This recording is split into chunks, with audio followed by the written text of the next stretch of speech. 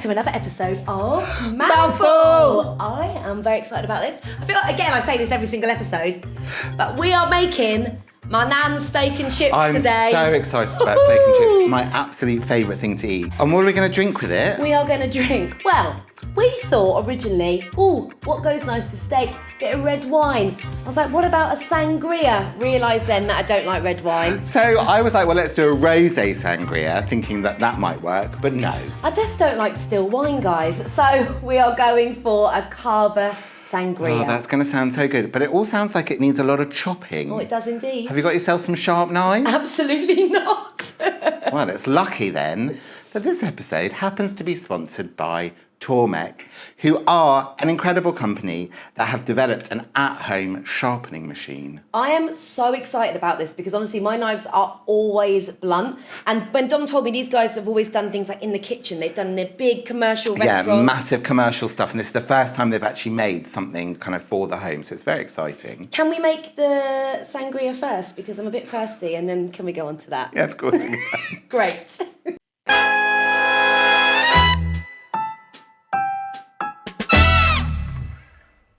Okay, so we have both just got back from Spain, which is very exciting. I've been in Mallorca. I've been in Ibiza, obviously. The national drink of Spain is the sangria. Is that an actual fact? Probably not, but let's crack on and make it anyway. So this is so easy and so simple. Really great as well when you've got guest rounds to serve it in a jug. Now, the first thing we're going to do is actually cut up some fruit, because that's the great thing about a sangria. It's healthy. Sure, yeah, okay. And you can literally put in any fruit that you want. Yes, you can. You can. So I'm going to actually start with some strawberries though.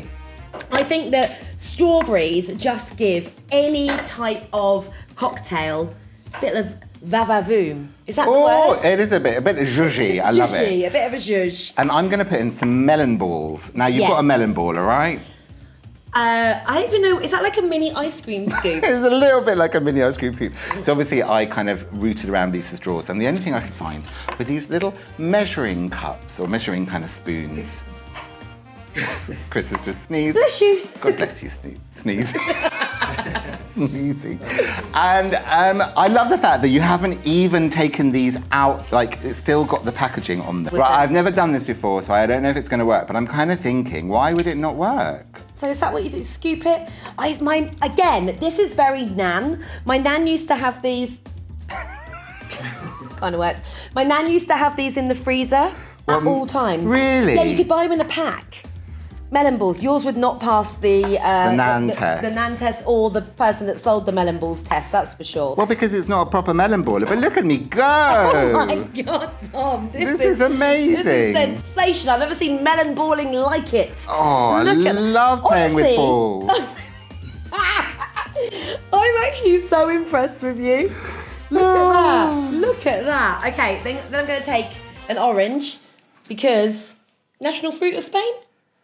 They do grow a lot of oranges in Spain. Seville also cannot wait for these knives to be sharpened because this is not going well. How are you cutting that orange? I don't look at it. I don't actually know. I'm just going to cut it in like little chunks like this. So we put all the fruits inside of the jug. And what's next? The Cava. Now, you could use Prosecco. You could use champagne, but I feel that's a waste. Well, but this is the national dish of Spain. So we're going to use Cava. We are. And Cava is kind of in between shampoo. We're really doing very professional today, aren't we, kids? It's in between champagne and Prosecco, so it's a dry... Oh, so it's like Champecco. That's the one. Champecco. Oh, what's the Pecco? Oh, Prosecco. Got it. Okay, I got it. Can you get with the programme, Lisa? So it is... Woo! Look at that. Best sound in the world. It is, but it is drier than a Prosecco and... Wetter than a... Honestly, I was actually making that up, so I'm glad that you interfered. So we're now going to put that in. Personally, I would just chuck the whole bottle in. We'll see how big the jug is. Now, you'll notice I haven't put the ice in yet. I've put it in a matching separate jug. Why is that, Lisa? Because if you put the ice in first, the champagne will froth up. The Cava will froth up way too much. Okay. So we're going, do you know what? think you might as well do it. I think I can nearly... Because what else goes in? Okay, we're putting fruit juice in. So hold on, I'm not going to do the whole bottle. I'm now going to put the ice in. Okay, so pour that ice in. Here we go.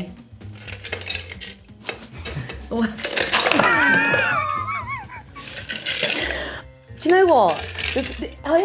I'm elegant, aren't I? Pineapple juice? No, cointreau. A little dash of cointreau. Now, this orange liqueur just adds a little something to it. So we're just putting a little bit of that, small amount. Then I'm gonna put pineapple juice and orange juice. Now you can use any juice you want at all. Really nice with peach juice as well. Oh, nice. But I love pineapple juice. I find it really refreshing. And I think orange juice, you know, it's just a classic, isn't it? So chuck that in there. Here we go. Ooh. Do you need to stir it around? We will give it a little bit of a stir. I swear Dawny put me out a big stir. Oh, here it is. The one with the swan. Just in case you haven't seen this before. It's my swan spoon. And what are we serving it in? We're just going to drink it out of this. To be honest, straws. No, I know glasses. I know glasses. I know we're not just going to pour it down each other's throat. Well, we're going to pass us with you. What kind of glasses? So I'm actually just going to serve it in some wine glasses because I feel like, you know, it is a kind of wine. I feel like I need a little taste of it first though to make sure it's all right. With the giant spoon? Yeah, giant spoon.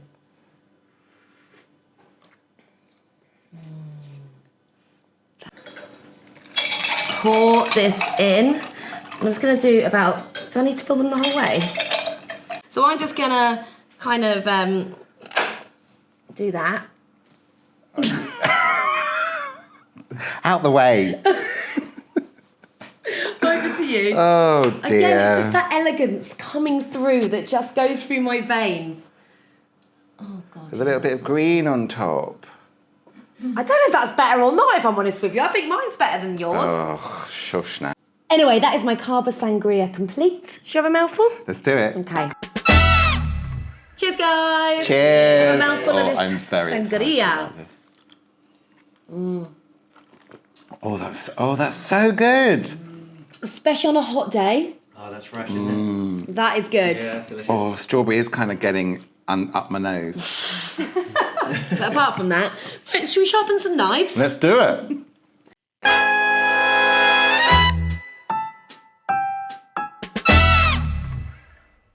So I've got my fancy knives. Oh, you have. They're so gorgeous. But they are as blunt as a donut, is that a thing? Yeah, I mean, like if you tried to cut something with a donut, then maybe, yeah. Yeah, exactly. Well, this is the gorgeous Tormek T1, and this is just such a lovely little machine, and I'm going to show you how we sharpen our knives. Okay, so we shouldn't be scared of this. We really shouldn't, no. Because I know friends who are like professional knife sharpeners, they're not actually, but they think they are, who just have like that stuff. You know what I'm talking about, Dawn, Trung. You think he's a professional knife sharpener. I literally shipped my knives off to him. He uses one of those stone things, and he's always got cuts on his hands, so I'm thinking no. Oh, I love the fact that this comes with its very own pack of plasters. This is absolutely genius. So when you open the box, you get like, 5 plasters, little blue chef's plasters. Funny. That's so cute. I love that so much. But we're not going to cut ourselves because it is so easy to use, right? That is absolutely right. I'm going to do a quick demo of exactly what you've got here. Right. Show us. So you have got 2 wheels. You've got the diamond cutting wheel,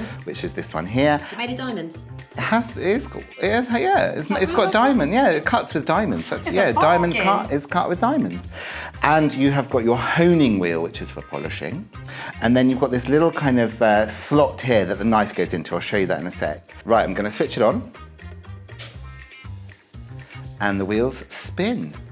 Right, that's quite exciting. Is That it? is. I don't know. Yeah, it Okay. is. And then the next thing you want to do is set the angle of the sharpen. Right, so you know on most knives, you get, like when it gets down to the blade, you can see the angle that changes here. I've never noticed, but yes, I can. Right, and that's on all knives. Oh, yeah. And that is a degree of angle that you set this to, and we want to set it to 15.15. Okay. And it could not be simpler. You literally slot your knife in, and then you push a little bit of pressure till you hear it make that contact, and then you pull back. And how many times do you have to do it? Just a few times. Wow. Well, it sounds quite nice, doesn't it? I know, I love that sound. And then you take it out and you go back the other way because you want to get the other side as well. So you just pop your knife in, Push down ever so slightly till you hear the noise, and then draw it back. Can I have a go? Of course you can. Hold on, I'll just press it down a bit. Okay. So press it, I'm scared. Press it down gently. And then pull back. And put it out? Yeah. And that's it. So, if I can do it, that is easy. Okay, then what? Okay, so now we're going to hone the knife, which is kind of polishing it basically. And this is the honing wheel, and there's nothing like rough about it, it's the polishing wheel. And you just push the knife against here and just polish. Wow. Backwards and forwards a little bit.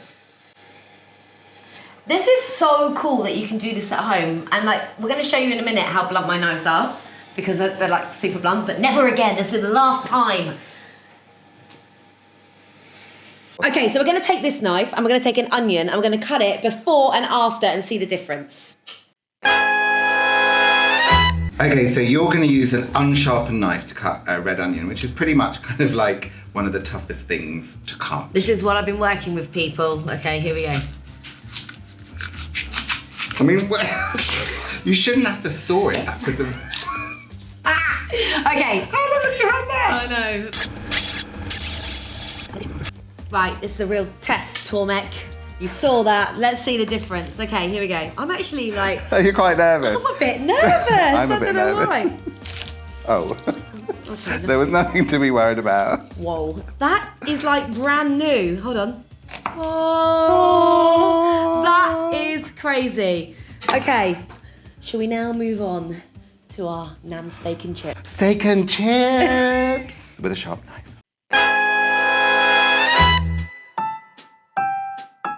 It's now time for Nan's steak and chips. Oh, is and that here your she Nan? is. Here she is, my Nan Daphne. This is Daphne here. Who's that with On her? the right, that's my granddad, Gus. And that was their best mate, Edna. And they're on a cruise. Oh. Don't you wish they kept those outfits for Yeah, me? I love them. Look at them, absolute legends. But anyway, we would go to my nan and granddad's house and you'd have steak and chips after school on the Friday. Oh, that's so nice. So good, so good. Feels like a treat, doesn't it? Do you know what you'd have for pudding? Ice cream that had been in the freezer for about, I don't know, 7 years, that covered in frost. Perfect. With that chocolate sauce that just crackled on top when it got cold. Do you know what I mean? That sounds absolutely Yes. gorgeous. So we would usually have my nan's steak and chips with that was it. But I thought to myself, well, do you know what? Let's just fancy it up because that's what Daphne would do. So we're actually going to make a chimichurri, aren't we? I love a chimichurri. Chimichurri. Chimichurri. Where's it from, Dominic? It's from Argentina. And we're going to Argentina next year. Are we?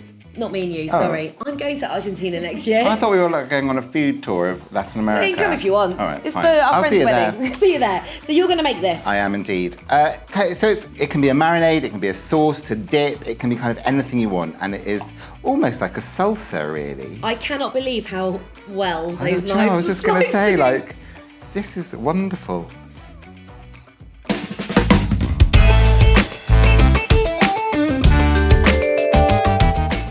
Now, chimichurri should be like a sauce that you can dip or sort of drizzle onto the steak once it's cooked. And that is it. Do you not need ground cumin as it's right You're next right. to you? So I'm sure that's there for a reason. Yeah, that's going to go in a little bit of that. All the recipes are below as always. I just haven't read them yet. And that is your chimichurri. And you want it to kind of marinate a little bit like that. So always start with your sauce so it can kind of get all gorgeous. Right. Let's move on to my nan's chips because these are the best chips ever.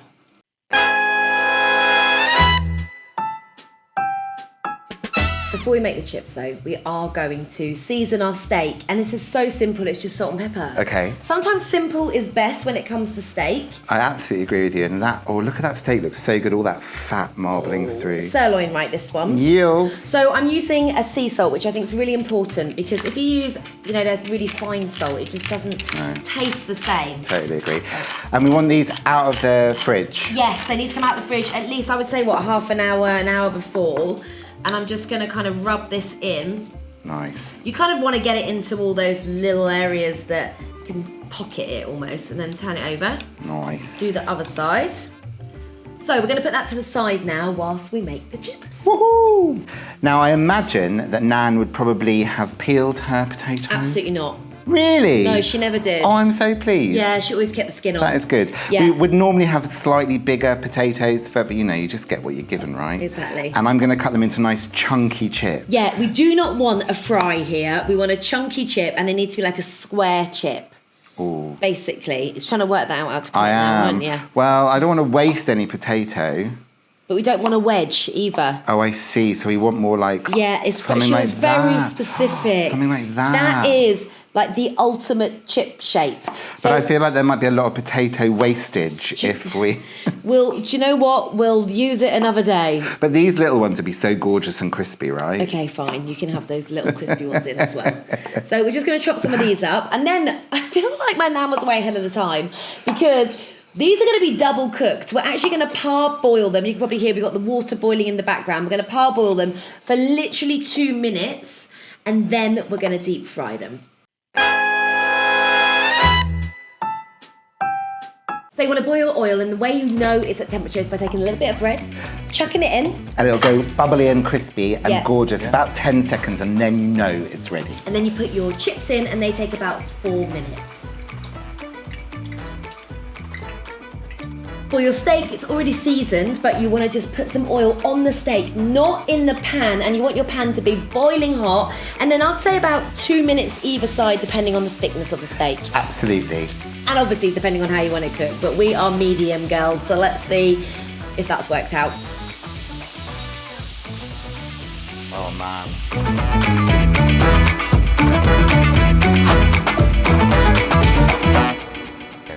Pray for the steak. Oh my, wow, it's going through them like butter as well. Look how gorgeous that is.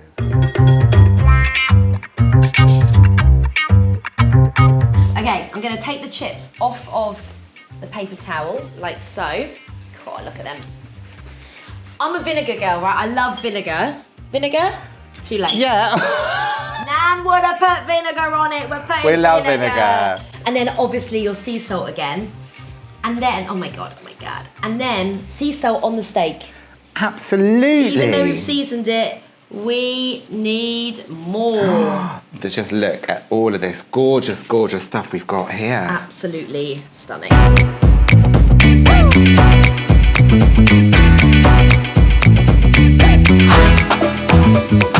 Right guys, come and have a mouthful of this. You'll notice there's more hands than earlier because everyone wants a bite of this baby. Okay, go, get stuck in. Oh my God. That steak is so good. Oh my God, that steak is so good. Yeah. I want to try. That is delicious. Everyone like it? Oh, that is unbelievable. Yeah? These chips. Good? Oh my God, let me try a chip. That's so good. Nan would be proud. So glad. Thank you so much for everyone for watching. We'll be back very soon. See you then. Bye.